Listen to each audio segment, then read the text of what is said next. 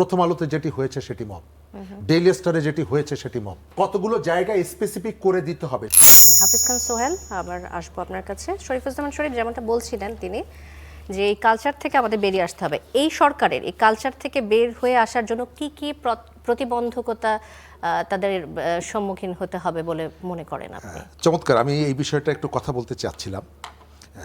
আমাদের এখানে পরামর্শগুলো, আমাদের যখন পজিশন চেঞ্জ হয় তখন আমাদের বোধগুলোও চেঞ্জ হয়।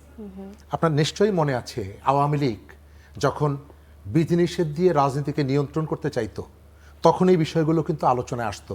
আওয়ামী লীগ বিএনপিকে গোলাপবাগ মাঠে জোর করে সেখানে পাঠিয়ে দিতে চাইতো এবং বিএনপি বারবার বলেছে আমাদের অফিসের সামনে সমাবেশ করতে দিতে হবে। আবার বিএনপিকে সেখান থেকে আওয়ামী লীগ সোহরাওয়ার্দী উদ্যানের ভেতরে সমাবেশ করতে দেবে, কিন্তু বিএনপি বলছে যে আমাকে রাস্তায় করতে দিতে হবে। আজকে এই বিষয়টি এসেছে, রাস্তায় করা যাবে কি যাবে না। আধুনিকতায় পরিবেশ বান্ধব গ্রেট ওয়াল সেরামিক। তো আমরা অনেক সময় কোনটা মব, কোনটা যৌক্তিক, কোনটা অযৌক্তিক এটাকে গুলিয়ে ফেলি। জয়পুরহাট থেকে একজন শিক্ষক অথবা নড়াইল থেকে একজন শিক্ষক ঢাকায় আসেন, তিনি খুব ভালো আছেন, সুখে আছেন, সেই কারণে এসে প্রেস ক্লাবের সামনে শুয়ে থাকেন না। তার পিঠ যখন দেয়ালে ঠেকে যায় আর যাওয়ার কোনো জায়গা থাকে না, তখন তিনি সন্তানদের কাছ থেকে বিদায় নিয়ে চিড়া মুড়ি নিয়ে ঢাকায় আসেন। এবং অনেক সময় আমরা দেখি এদের ভেতর থেকে কেউ কেউ লাশও হয়ে যান। সুতরাং ঢাকায় মিছিল করতে যেই আসে সে রাষ্ট্রদ্রোহী না, সে আমাদের সমাজের জন্য ক্ষতিকর কেউ না।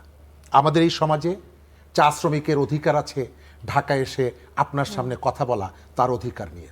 সুতরাং সরকারকে ঠিক করতে হবে। মব ওটা প্রথম আলোতে যেটি হয়েছে সেটি মব, ডেইলি স্টারে যেটি হয়েছে সেটি মব, রাস্তায় যেটি হয়েছে এটি যদি হয়ে থাকে অবশ্যই ব্যবস্থা নেবে সরকার, অবশ্যই ব্যবস্থা নেবে। তবে কতগুলো ধারাবাহিকতা এই সরকারকে বহন করতে হবে। আপনার 1.5 বছর ধরে এই ঘটনাগুলো ঘটেছে এবং রাষ্ট্রের যাদের দায়িত্ব ছিল তারা এটিকে প্যাট্রোনাইজ করেছে, তারা এটিকে প্রমোট করেছে।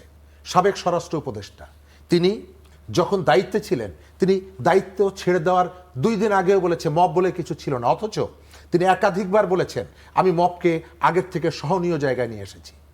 প্রেস উইংয়ের পক্ষ থেকে এই মবকে, একজন নারী হেঁটে যাচ্ছেন তাকে ডেকে মোরাল পুলিশিং করাটাকে এই প্রেস উইংয়ের পক্ষ থেকে আমাদের সবার মনে আছে এটিকে প্রেশার গ্রুপ বলা হয়েছে এবং এগুলোকে প্রণোদনা দেওয়া হয়েছে রাষ্ট্রের পক্ষ থেকে। আজকে যেটি বলেছে আমি অ্যাপ্রিসিয়েট করি, অর্থাৎ রাষ্ট্র অনুধাবন করছে, নতুন সরকার অনুধাবন করছে যেটি অন্যায় কাজ। এই যে অন্যান্য যে জায়গাগুলোতে এই অন্যায় কাজটা হবে সেটি বন্ধ করার জন্য কে করলো সেটি ইম্পর্টেন্ট না, যে বিষয়টা অন্যায় কিনা ন্যায় কিনা। আর ভাই যেটি বলেছেন যথার্থ। ঢাকা শহরে আপনার বাজার করার জন্য জায়গা আছে, চিকিৎসা নেওয়ার জন্য জায়গা আছে, আপনার হাঁটার জন্য জায়গা আছে, তাহলে সভা সমাবেশ করার জায়গা কেন থাকবে না? এই ঢাকায় 3-4টি জায়গা ছিল, মুক্তাঙ্গন নামে একটা জায়গা আছে, সেখানে সভা সমাবেশ করা যেত, সেটিকে ময়লার ভাগাড় বানানো হয়েছে। পল্টন ময়দানে বড় সমাবেশগুলো হতো, সেটিকে বন্ধ করে দেওয়া হয়েছে।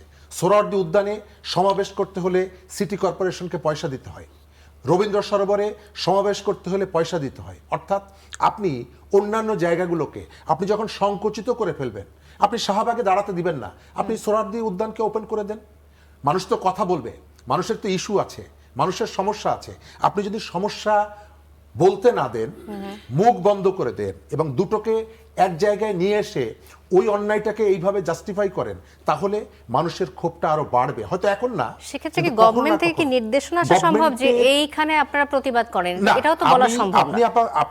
আপনাকে কতগুলো জায়গায় স্পেসিফিক করে দিতে হবে। শাহবাগে অথবা প্রেস ক্লাবের সামনে শিক্ষকরা এসে শুয়ে থাকেন কেন?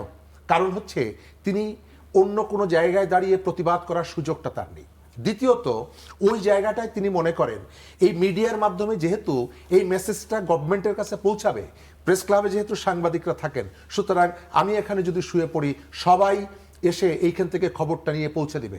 আমাদের এই দৃষ্টিভঙ্গিটাও পাল্টাতে হবে। আমাদের এই দৃষ্টিভঙ্গি কি এভাবে পাল্টানো যায় যে রাস্তায় অবস্থান গ্রহণ না করে কোনো প্রসিডিউরের মাধ্যমে যাওয়া, সেটা কি সম্ভব? আপনি যদি সভা সমাবেশের জন্য স্পেসিফিক জায়গাগুলো ঠিক করে দেন, শহীদ মিনারে মানুষ আসে না? শহীদ মিনারে তো সমাবেশ হয়, দিনের পর দিন অবস্থান নিয়ে সমাবেশ হয়, তাহলে শহীদ মিনারে যদি করা যায় তাহলে মুক্তাঙ্গনটা আপনি করতে মানে যদি সুযোগটা দেন, ওই যে ময়লার ভাগাড়টা যদি আপনি সরিয়ে ফেলেন, প্রেস ক্লাবের সামনে না দাঁড়িয়ে মানুষ মুক্তাঙ্গনে গিয়ে দাঁড়াবে, প্রতিবাদটা করবে সেখানে।